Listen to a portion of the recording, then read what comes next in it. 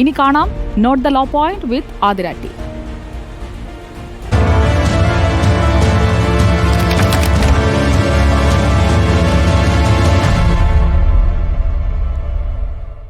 കടം വാങ്ങിയ പണം തിരിച്ചു തരാത്തവരുണ്ടോ?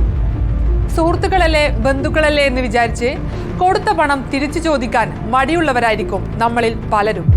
ചോദിച്ചാലും തിരിച്ചു തരാത്ത ചിലരുമുണ്ട്. നാളെ നാളെ എന്ന് പറഞ്ഞു പറ്റിക്കുന്നവർ. ഇങ്ങനെ കബളിപ്പിക്കുന്നവരിൽ നിന്ന് എങ്ങനെ കടം കൊടുത്ത പണം തിരിച്ചു വാങ്ങാം? വഴിയുണ്ട്. Note the point.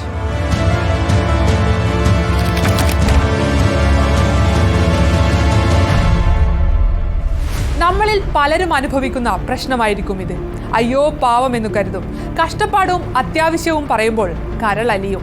കയ്യിലുള്ള പണം അല്ലെങ്കിൽ എവിടെ നിന്നെങ്കിലുമൊക്കെ സംഘടിപ്പിച്ച് കടം കൊടുക്കും. പൈസ കിട്ടിക്കഴിഞ്ഞാൽ പിന്നെ ആ സ്നേഹമൊന്നും അവരിൽ കാണില്ല. അത്യാവശ്യത്തിന് തിരിച്ചു ചോദിച്ചാലോ കിട്ടില്ല. കടം വാങ്ങിയത് പോലും മറന്നു പോകുന്നവരുണ്ടാവും.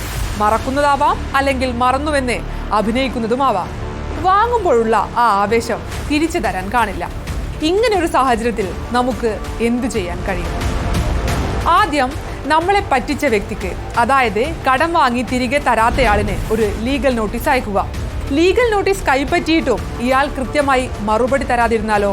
ഉറപ്പായും നമുക്ക് കോടതിയെ സമീപിക്കാം.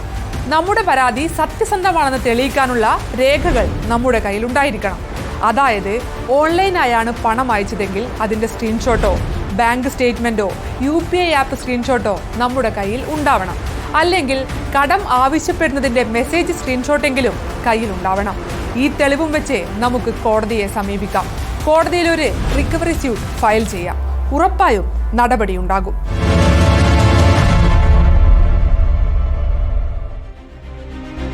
എല്ലാവരും പോയിന്റ് നോട്ട് ചെയ്തല്ലോ. ആ പോയിന്റ് നോട്ട് ചെയ്യുന്നതിനിടയിൽ കണ്ണൻ തങ്കരാജ് പറയുന്നു, നല്ലൊരു ഉപദേശമാണ്, കടം കൊടുക്കാതിരുന്നാൽ മതി. അതൊക്കെ മോശമല്ലേ ചേട്ടാ? നമ്മൾ ആരെങ്കിലും ചോദിച്ചാലൊക്കെ കൊടുക്കുകയൊക്കെ വേണം. എപ്പോഴും എല്ലാവർക്കും ഒരേപോലെ ആവണമെന്നില്ലല്ലോ.